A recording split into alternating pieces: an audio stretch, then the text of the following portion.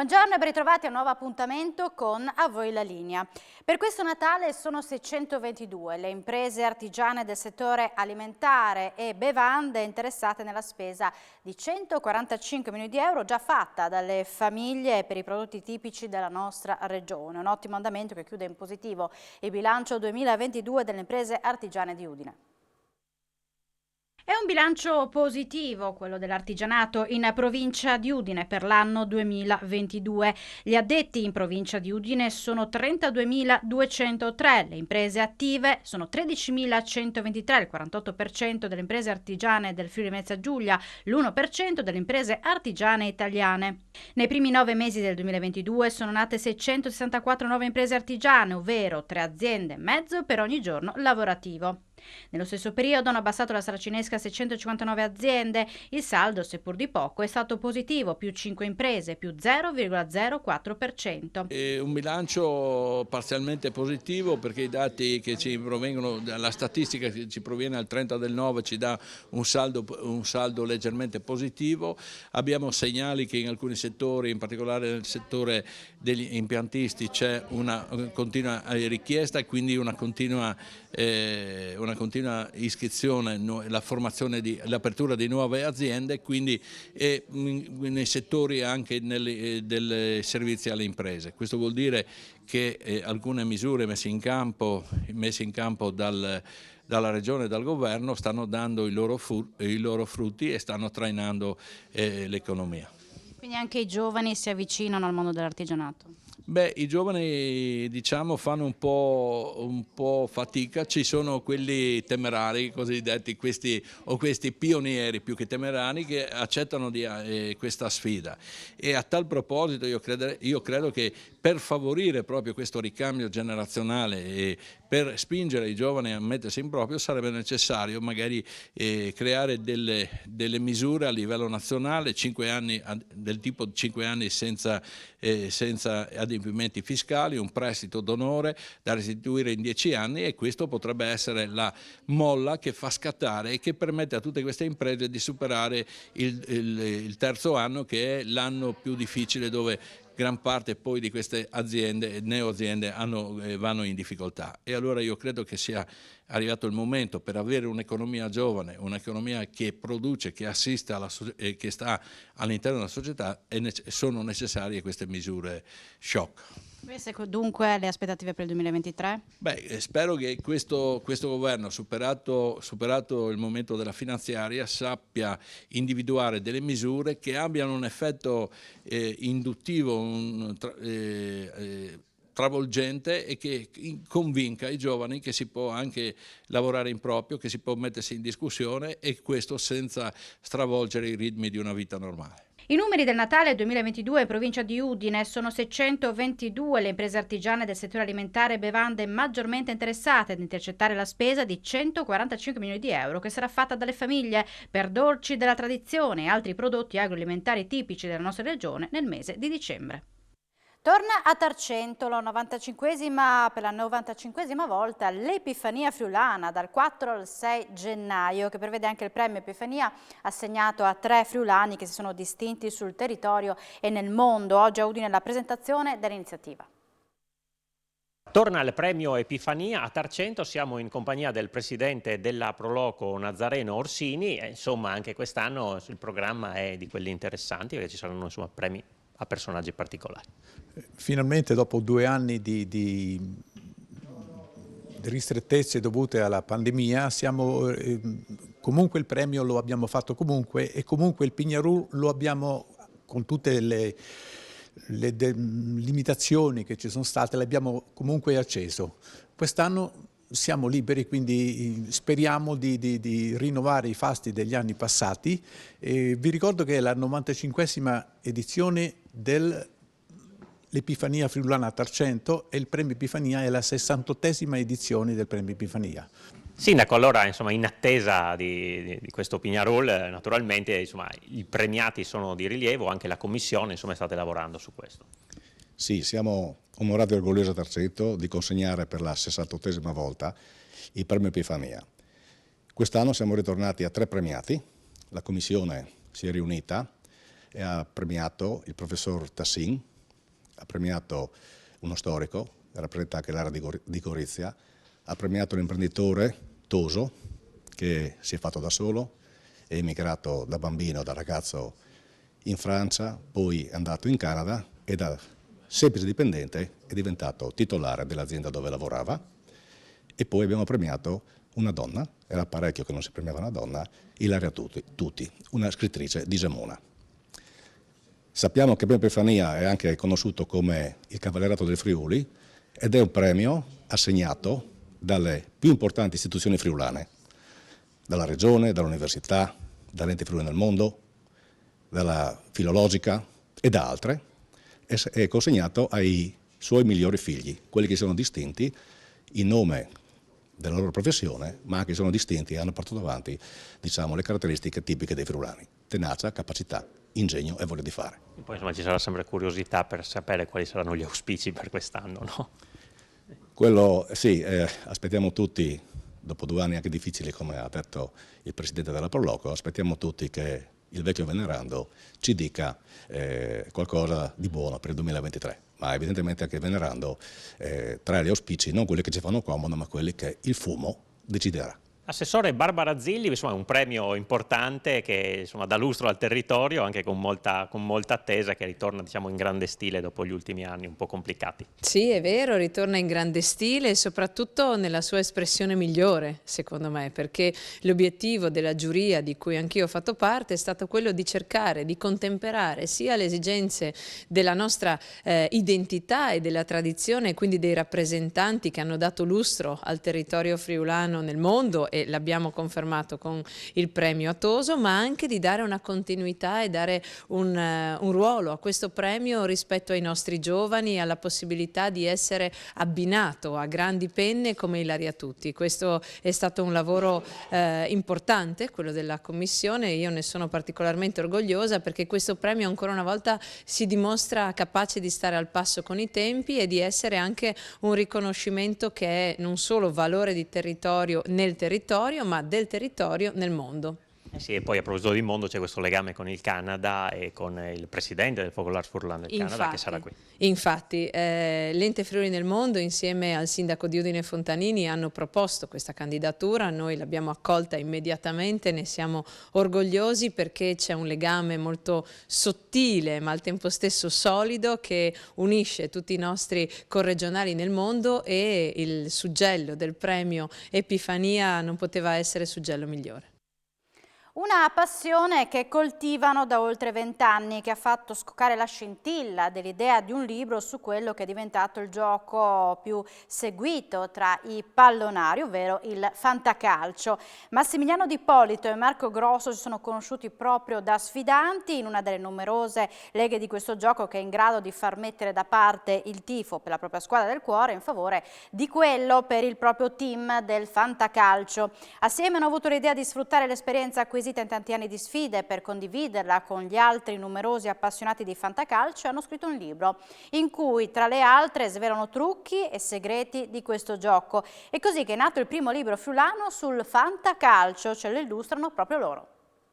Per gli appassionati di fantacalcio c'è una curiosità, una novità che spopola su Amazon, ed è un libro scritto da 2 autori friulani che svela tutti i segreti, le curiosità, gli stratagemmi per avere successo al fantacalcio, un successo anche mondiale, e Marco ci spiega perché.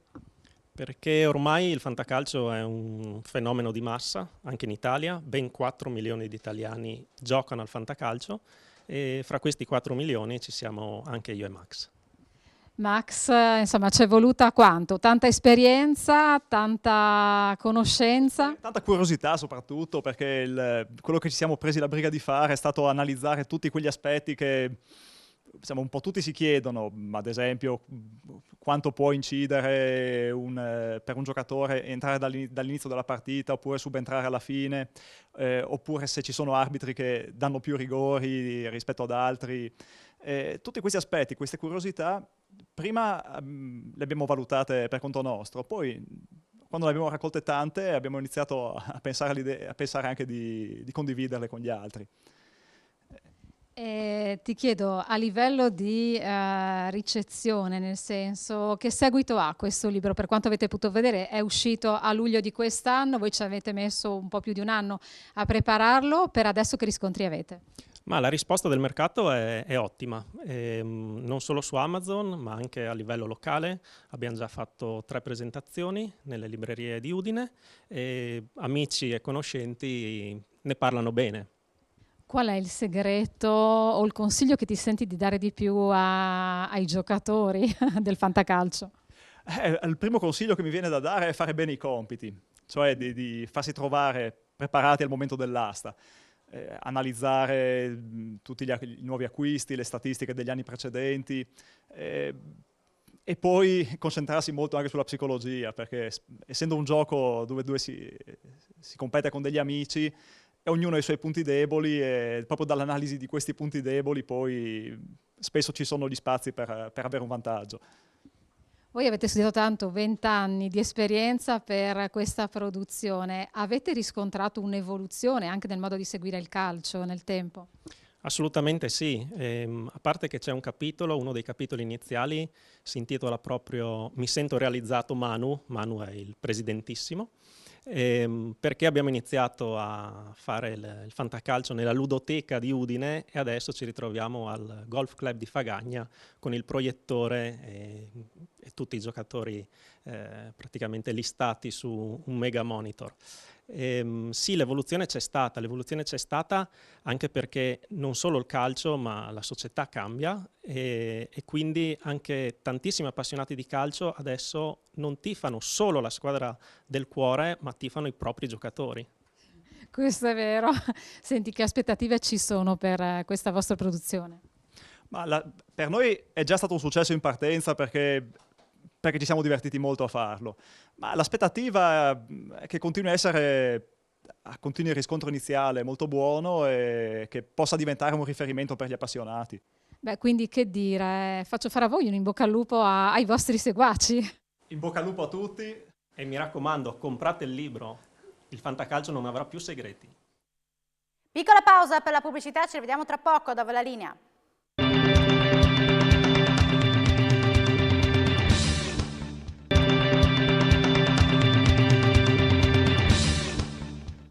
Bentornati a Da Voi la Linea. Partirà ad aprire il 4° collegamento tra il Trieste Airport e Roma, mentre a giugno dovrebbe essere la volta del volo su Milano. Se ne è parlato questa mattina allo scalo regionale in occasione della presentazione della nuova livrea ITA. Io sono Silvia Venezia Giulia.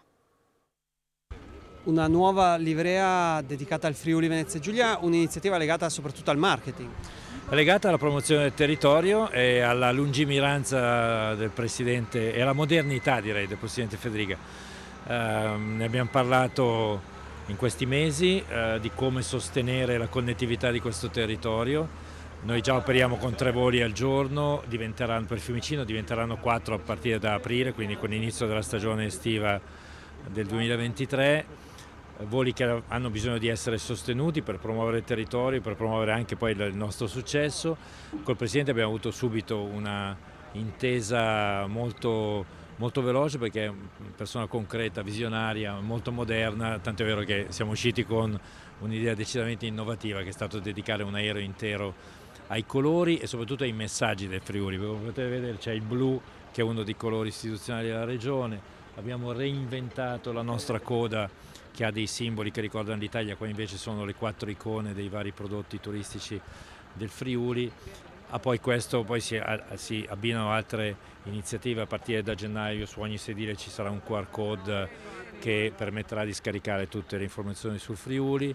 Abbiamo fatto un accordo anche con la nostra piattaforma True Italian Experience che con collegamenti con circa 80.000 agenzie di viaggio e tour operator nel mondo promuove e vende i contenuti turistici italiani, in questo caso del Friuli, per cui è un accordo veramente globale che garantisce connettività e promozione. Ha parlato di un nuovo volo per Roma, si parla anche di un collegamento su Milano e ci sono altre novità in cantiere? Sono altri cantieri aperti, è un po' prematuro parlarne perché sono ancora cantieri, però stiamo lavorando sempre con Regione e Aeroporto che ha giocato anche in questo campo un ruolo importante. Stiamo ragionando su eventuali altre evoluzioni, sono rapporti decisamente ottimi, per cui poi l'appetito viene mangiando e vediamo di riuscire. Bisogna sempre trovare il bilanciamento tra connettività e redditività delle rotte, ma stiamo lavorando molto bene sia con l'aeroporto che con la regione per farlo. Quindi comunque Roma e Milano come ipotesi al massimo? Roma adesso, Milano è allo studio, potrebbe esserci allo studio anche altro, vediamo un po' i vari cantieri aperti cosa portano. Qualcosa al sud o qualcosa all'estero? Qualcosa appunto, mi permetta di stare generico perché è un po' prematuro. Poi se si danno troppe informazioni la concorrenza ne approfitta. Torniamo volentieri. La sua compagnia è sempre sulle pagine giornali, ancora sì. Oggi, per una serie di motivi. Come vivete questa situazione di transizione in attesa del compratore? Ma guardi, noi abbiamo la fortuna di avere tanto da fare. Siamo una start-up, siamo nati 1 anno e 2 mesi fa.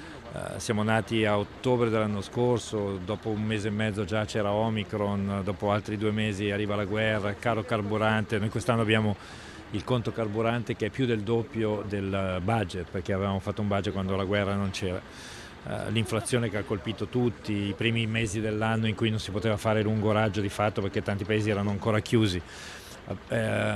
Nonostante questo l'azienda sta avendo performance decisamente superiori alle aspettative. Per la prima volta negli ultimi 20 anni la compagnia aerea di bandiera chiude facendo più del budget di ricavi al netto delle capacità che noi abbiamo offerto, quindi è la prima volta in 20 anni che si supera il budget di ricavi. Ha avuto molta attenzione ai costi, tanto è vero che un aumento del carburante, ripeto, di più del doppio, del 107%, ha impattato solo per il 55-60% i conti della compagnia, il resto è stato compensato da maggiori ricavi e da risparmi dei costi. Per cui noi viviamo l'azienda, poi tutto quello che sta attorno è vero, siamo spesso sui giornali in buona parte con cose non particolarmente positive su di noi, su quello che gira attorno a noi. Abbiamo la fortuna di lavorare, di avere un team di persone che è totalmente focalizzato al bene dell'azienda. La vendita non è un processo che seguiamo noi, la segue il Ministero dell'Economia e delle Finanze. Tutte le chiacchiere che stanno attorno le lasciamo lì, abbiamo da fare insomma. E soprattutto abbiamo da fare anche per continuare a far crescere la compagnia. Noi l'anno prossimo riceviamo 39 nuovi aerei, aumentiamo la capacità, quindi posti offerti in totale del 40%, ma soprattutto sul lungo raggio raddoppiamo i posti offerti, aprendo nuove destinazioni sia in Nord America che in Sud America. Abbiamo appena aperto 1 mese e mezzo fa la destinazione Tokyo, abbiamo aperto 2 settimane fa la destinazione New Delhi. Stiamo mantenendo il nostro impegno, che è quello di evolvere soprattutto il lungo raggio. Il lungo raggio è primo un bisogno del paese, avere una connettività diretta intercontinentale, secondo per una compagnia aerea è la fonte di reddito principale, non solo per la profittabilità delle rotte in sé, ma anche perché del lungo raggio beneficiano anche le rotte di breve e medio raggio, perché facciamo 3 voli al giorno da Trieste per Roma e ne faremo 4 da aprile. Sicuramente non per il traffico locale, Trieste-Roma non ha sufficiente domanda per avere 3 voli al giorno. Li facciamo proprio perché portando a Fiumicino le persone, i passeggeri da lì poi attraverso l'hub possono andare in tutto il mondo, per cui più si rafforza il lungo raggio, più si riempiono anche i voli domestici, perché sempre più persone andranno a Fiumicino e da Fiumicino si collegheranno e viceversa. No, stiamo parlando oggi di turismo, quindi sempre di più porteremo passeggeri intercontinentali anche nei territori. Sì, abbiamo fatto penso un passaggio importante soprattutto con la compagnia italiana come ITA per promuovere il Friuli Venezia Giulia. Siamo la prima regione che fa un'operazione di questo tipo, ma non ci sarà soltanto la brandizzazione dell'aereo, ma penso in occasioni specifiche mancerà per esempio anche il catering Io sono Friuli Venezia Giulia, quindi prodotti del Friuli Venezia Giulia per chi inizia l'esperienza di viaggio per venire nella nostra regione, quindi un'esperienza che parte al momento del decollo, non al momento dell'atterraggio. Oltretutto devo dire che con i codici QR che uno potrà trovare sull'aereo, ovviamente prima della partenza potrà avere a disposizione tutte le informazioni su cosa visitare in Friuli Venezia Giulia e quali sono le opportunità che la nostra regione offre. Questo marchio sta dando i suoi risultati? Beh, devo dire che i numeri anche sul turismo sono stati superiori ad ogni aspettativa. Ci crediamo molto, ho la piena consapevolezza che è un lavoro di medio-lungo periodo, che non è che con una sola uscita uno può raggiungere il risultato, ma dobbiamo costruirlo nel tempo e negli anni e avere una coerenza di comunicazione e di promozione del nostro territorio. Avremo 4 collegamenti al giorno da fine marzo con ITA e questo è sicuramente molto importante per i residenti che per lavoro viaggiano su Roma e poi hanno connessioni. In questo accordo c'è anche l'aspetto che avete sentito oggi in questo incontro della promozione. Le compagnie aeree, nel caso specifico oggi parliamo di ITA, sono delle piattaforme turistiche attraverso i loro siti, attraverso la gestione dei social. Oggi ITA ci ha illustrato Italian True Experience, che è una piattaforma dove su tutti i loro mercati dove opera ITA si riesce ad accedere ed avere tutta una serie di servizi. Il Friuli Venezia Giulia in questa piattaforma offrirà i propri servizi, che sono di ricezione, quindi non solo alberghieri ma eventi e quant'altro. Quindi è anche un nuovo modo di fare comunicazione. Con il potenziamento del lungo raggio previsto da ITA potrà tornare a essere attrattiva, diciamo, questa compagnia per chi abita qui o per chi vuole partire da qui, diciamo, che di solito per lungo raggio si affidava a Lufthansa. Beh, l'abbiamo sentito dall'amministratore delegato, da Fabio Lazzarini, è una nuova compagnia, tutti lo speriamo che lo sia effettivamente, lo diceva anche l'amministratore delegato, le esperienze tecniche di Alitalia sono importanti, però insomma è stata un fallimento continuo negli ultimi 20 anni. ITA speriamo anche con le partnership, con il progetto di vendita di quote societarie possa agganciarsi in network internazionali. Sicuramente può diventare una sfida rilevante per i collegamenti soprattutto per il Nord America ma anche altri paesi fuori dall'Europa. Cioè, stiamo a guardare perché non è così scontata la cosa. Ci sono tutti gli ingredienti, spero appunto che la partnership con un altro operatore di rilievo internazionale possa consentire questa discontinuità con l'Alitalia e un salto di qualità complessivo. 2023 come sarà?